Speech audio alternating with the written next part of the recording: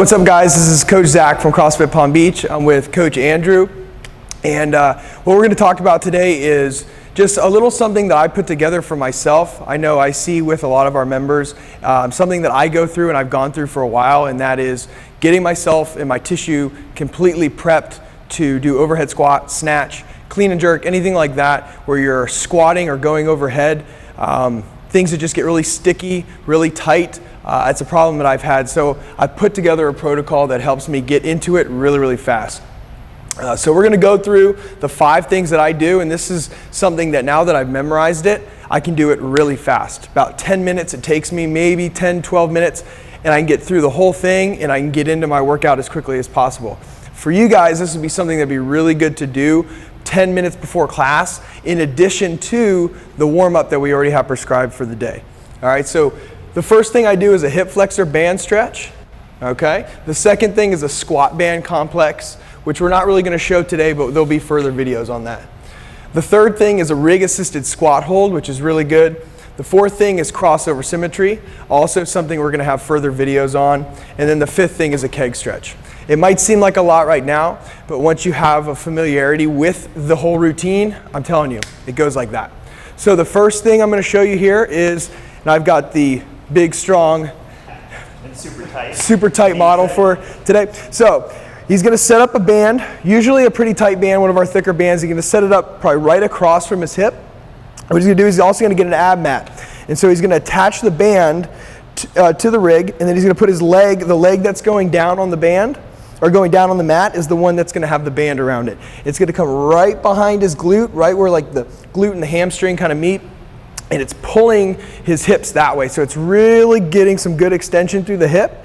Okay, you can see he stacks himself nice and tall. Okay, knees, hips, shoulders all in line. He has his hands on his knee just to stabilize a little bit. He's also gonna be, and you can't, I don't know if you can see it or not, but he's squeezing his butt a little bit to get some more extension there. And he's gonna spend about 90 seconds here, maybe a little less, minute to 90 seconds, staying in that. He can even lean back or move the ab mat back in order to get a little better stretch. Let's say he opens up a little bit, you can kind of move that. Also, another variation that Coach Brendan showed us one time, he brought it back from Power Monkey Camp, is you can grab the foot, or you can even get a med ball and kind of stick it back here underneath your foot. That's really intense. It's very difficult for me to do. I don't even need that to really open myself up, but some of you may want to add that in. All right, that'd be 90 seconds or so on both legs. The second thing would be a squat band complex. Okay, you guys have seen this before. We're not going to show this right now because we're going to have another video coming out that's going to explain how to use that and the different things within that complex. But you guys all know what that is, and if you need help with it without seeing the video first, just come find a coach and we'll show you guys how to use it. The third thing is going to be a rig assisted squat hold, and this is something we got from Ben Bergeron at the Comp Train Athlete Camp. And this is really, really good. So he's going to get into a nice squat stance. Okay, he's going to sit down in his squat. And he's going to remain active. Okay, so he's going to keep his belly turned on nice and tight. He's staying nice and vertical, so his shoulders are above his hips, and he's pushing his knees out.